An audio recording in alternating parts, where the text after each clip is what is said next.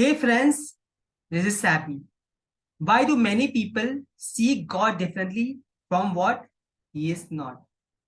For this, we need to look from the original, from the time when man was created. When man actually failed to see God in a proper way, we can look from the book of Genesis. Now let me turn to the book of Genesis, chapter 3, verse 1. It says, I'll read to 1 to 5 verse.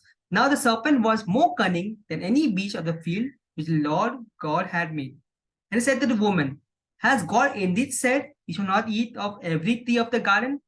And the woman said to the serpent, We may eat of the fruit of the trees of the garden, but of the fruit of the tree which is in the midst of garden, God has said, You shall not eat it, nor shall you touch it, lest you die.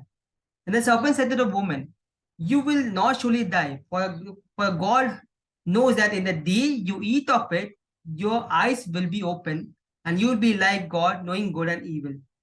From this verses, we came to know that Eve was opened up when she received the serpent's word. When the heart was open and the heart received the words of accusation against God, then she started to see God differently.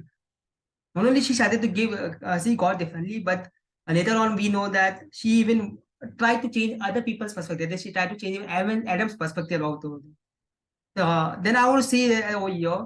Then even further see that then he started to see that the tree was good for food, that it was pleasant to the eyes, and it was desirable to make one wise. And she took the fruit of it and ate of it.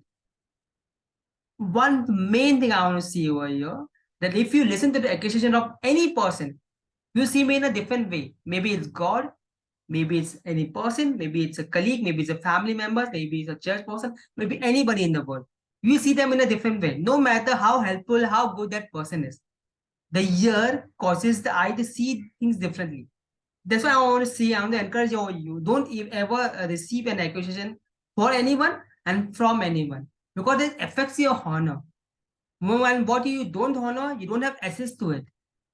What you have honor, you have access to it. When you don't honor God, you will never know how to have fully access to Him and His thing.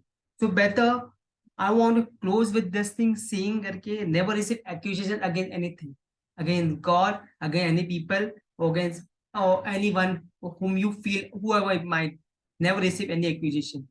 Because the moment you see the accusation, you see the people in a different way. Even things, if you receive accusation from God that God is not good or not loving, you start to see things in a different way.